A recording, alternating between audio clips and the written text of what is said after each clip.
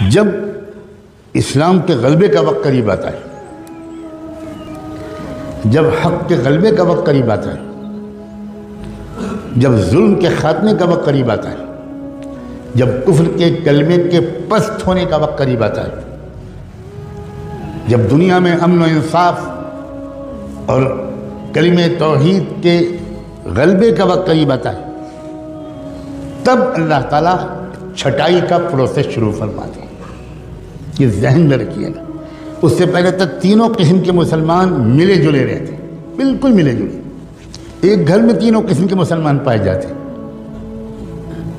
ایک مسجد میں تینوں قسم کے مسلمان، ہر جماعت اور دینی اجتماع میں تینوں قسم کے مسلمان، ہر نشست میں تینوں قسم کے مسلمان، سب کچھ سب ایک ساتھ ہوتا ہے، ملے جلے رہتے کوئی۔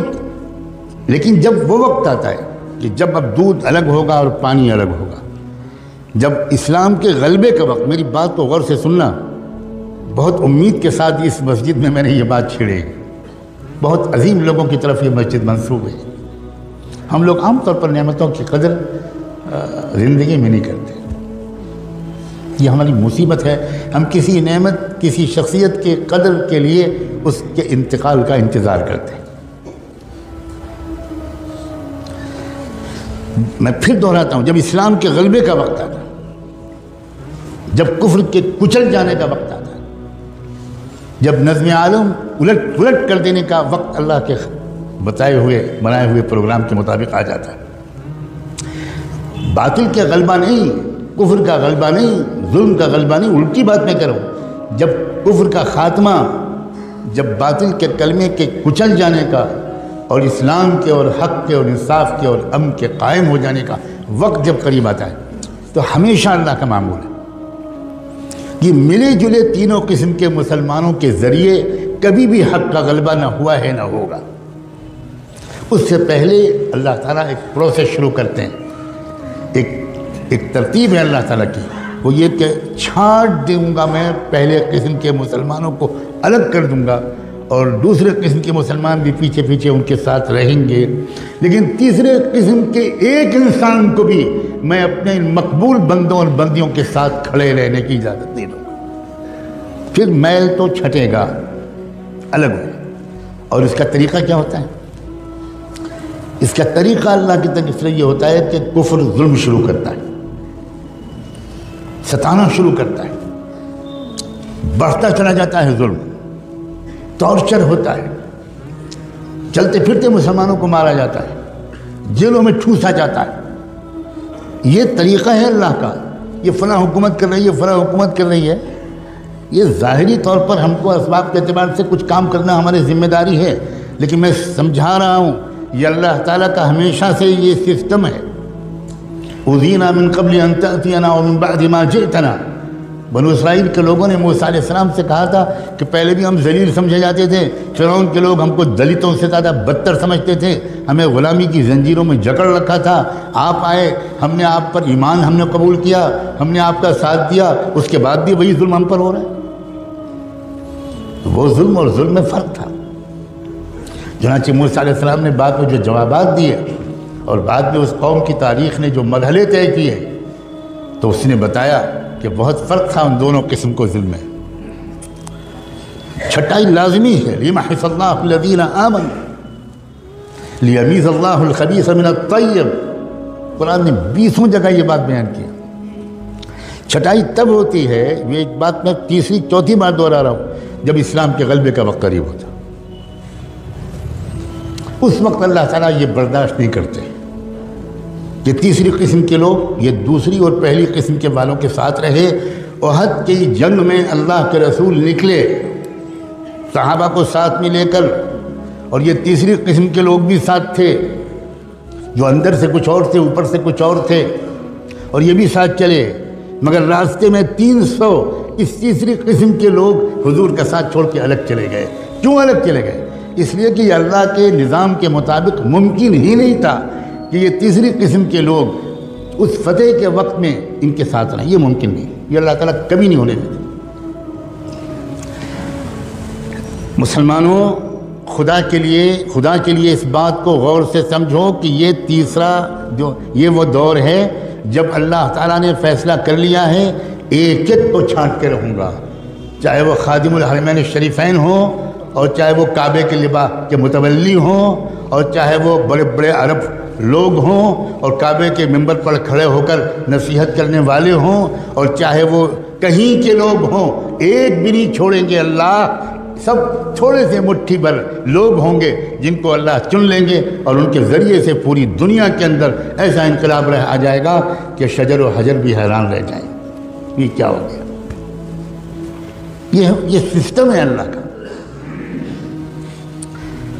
چھٹائی شروع ہو چکی ہے بڑی تیزی کے ساتھ، اور شروع بھی اللہ نے کہاں سے کی ہے چھٹائی؟ میرے منہ پر الفاظ نہیں آ سکتے کہ کہاں سے چھٹی ہوئی ہے۔ بدأ الاسلام غریبا وسيعود غریبا کما بدا، وہاں سے چلا۔ اللہ تعالیٰ کے کوئی رعایت نہیں، تم ہاشمی ہو، تم مطلبی ہو، تم مکی اور مدنی ہو، تم قریشی ہو، اور تم فلاں ہو، اور تم سعودی ہو، اور تم یہ ہو اور وہ ہو، ہم تمہاری اندرون کی باتوں کو جانتے ہیں۔ وَمَن يَتَوَلَّهُم مِّنكُمْ فَإِنَّهُ مِنْهُمْ۔ یہ دور، یہ عام دور نہیں ہے، یہ چھٹائی کا زمانہ ہے۔ آخری موقع ہے سنبھلنے کا، آخری موقع ہے توبہ کا، اور اپنی وفاداری کو ٹھیک کرنے کا۔ صرف ٹوپی پہن لینے کا نام بدلنا نہیں ہے، صرف کرتا پجامہ اور داڑھی کا نام بدلنا بالکل نہیں ہے۔ ہمیں جائزہ لینا پڑے گا کہ کیا ہم اسلام کے وفادار ہیں یا اپنی پارٹی کے وفادار ہیں، اپنی سیاسی پارٹی کے وفادار ہیں، اپنے لیڈر کے وفادار ہیں، اپنے پیٹ کو شرمگاہ کے وفادار ہیں، اپنی ذاتی انٹرسٹ اور اغراض کے وفادار ہیں۔ قدم قدم پر ٹکراؤ ہوگا، قدم قدم پر ٹکراؤ ہوگا۔ ایک طرف تقاضا ہوگا اسلام کی وفاداری کا، اس میں ممکن ہے تکلیفیں آئیں، بالکل آئیں گی، بالکل آئیں گی، جیل بھی آئے گی، پھانسی بھی ہوگی، سزائے موت بھی ہوگی، فقر و فاقہ بھی ہو سکتا ہے، پتہ نہیں کیا کیا ہو سکتا ہے۔ یہ تو بالکل یقینی بات ہے کہ چھٹائی لازمی ہے، مگر عجیب بات ہے یہ حالات اور یہ چھٹائی، خدا کرے اتنی ہی بات سے آپ سمجھ گئے ہوں، یہ انتہائی شاندار مستقبل کی علامت ہے۔ بات الٹی ہے۔ اگر اسلام کا غلبہ ابھی دور ہوتا، ابھی اس میں کئی صدیاں باقی ہوتی، تو میں پورے یقین کے ساتھ عرض کرتا ہوں اس مسجد میں بیٹھ کر کہ ابھی بھی وہ حالات نہ آتے، نہ یہاں آتے، نہ یورپ میں آتے، نہ امریکہ میں آتے، نہ عرب میں آتے، نہ مشرق میں آتے، نہ مغرب میں آتے، نہ شمال میں آتے، نہ جنوب میں آتے۔ ہر جگہ حالات اسی طرح کے آ رہے ہیں۔ یہاں آپ کوس لیجئے کہ ابھی فلاں کی حکومت ہے، اور باقی جگہ یہ تو خداوندی ایک نظام ہے، اور اس نظام کو دیکھ کر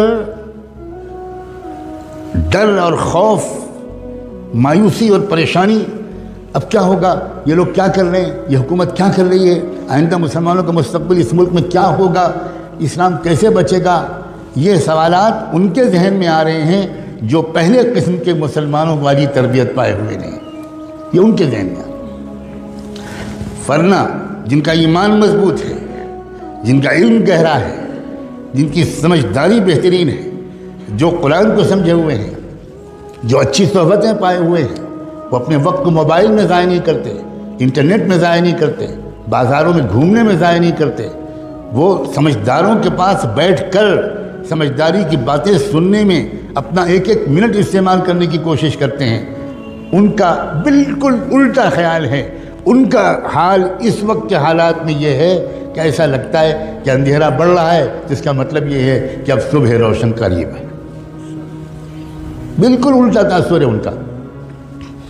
ان کو فکر جانتے ہیں کس بات کی ہے؟ میں صاف کہنا چاہتا ہوں، پہلی قسم کے اس وقت جو ایمان والے ہیں ان کو فکر یہ ہے کہ میرا بھی شرکت، میری بھی اس فتح والی مہم میں ہو پائے گی کہ نہیں ہو پائے گی، یہ فکر ہے۔ فتح تو ہوگی، الا ان نصر اللہ قریب۔ اس ملک کو بھی پہچاننا مشکل ہوگا، اس کے چپے چپے سے کلمہ توحید کی آواز آئے گی۔ یہ چمن معمور ہوگا نغمہ توحید سے، یقیناً اس میں کوئی شک نہیں ہے۔ فکر جو ہے اس پہلی قسم کے لوگوں کو وہ یہ کہ میری شرکت، میری اولاد کی شرکت، میرے جگر کے ٹکڑوں کی شرکت، میرے شاگردوں کی شرکت، میرے دوستوں کی شرکت، میرے قریبی لوگوں کی شرکت اس مہم میں ہو پائے گی کہ نہیں ہوگی۔ ہم تو نہیں کان پکڑ کے نکال دیے جائیں گے، ہم تو نہیں محروم کر دیے جائیں گے کہ نہیں نہیں نہیں تم نہیں شریک ہو سکتے، تم اس قابل ہی نہیں، ہم تم کو خوب پہچانتے ہیں، ہم تم کو خوب پہچانتے ہیں۔ لا تخرجوا، کیا ہے وہ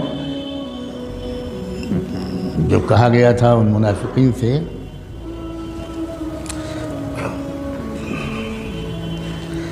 تم کبھی نہیں نکل پاؤ گے، بہت سخت ترین آیت ہے وہ۔ جن لوگوں نے دھوکہ دیا تھا اسی تبوک کے موقع پر ان سے اللہ نے کہا ان سے کہہ دو کہ تم کو کبھی بھی راہ جہاد میں نکلنے کا موقع نہیں ملے گا۔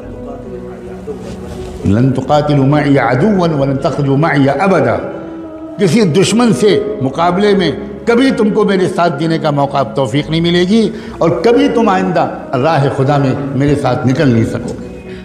صاف صاف لن تخرجوا معي ابدا۔ یہ وہ دور ہے جس میں ہم داخل ہیں، یہ بتانا ان فرض ہے، اس لیے عرض کر رہا ہوں خدا کے لیے اس بات کو واقعی ایک آگاہی سمجھیں۔ اسی لیے میں نے وہ دوسری آیت پڑھی تھی، فَفِرُّوا إِلَى اللَّهِ إِنِّي لَكُمْ مِنْهُ نَذِيرٌ مُبِينٌ۔ بھاگو اللہ کی طرف۔ بھاگتا تو آدمی اس وقت ہے، اور بھاگنے کو اس وقت کہا جاتا ہے جب معاملہ ایمرجنسی ہو، ارجنٹ ہو، وقت کم ہو، اس وقت کہا جاتا ہے۔ تب اللہ تعالیٰ نے قرآن میں فرمایا فَفِرُّوا إِلَى اللَّهِ، بھاگو اللہ کی طرف، وقت کم ہے۔ انی لکم منہ نذیر مبین، محمد حضور سے کہا گیا کہ یہ کہو کہ میں تم کو صاف صاف آگاہ کرنے کے لیے آیا ہوں۔ آگاہ کرنا، وارننگ دینا، بتانا کہ آگے کیا ہونے والا ہے۔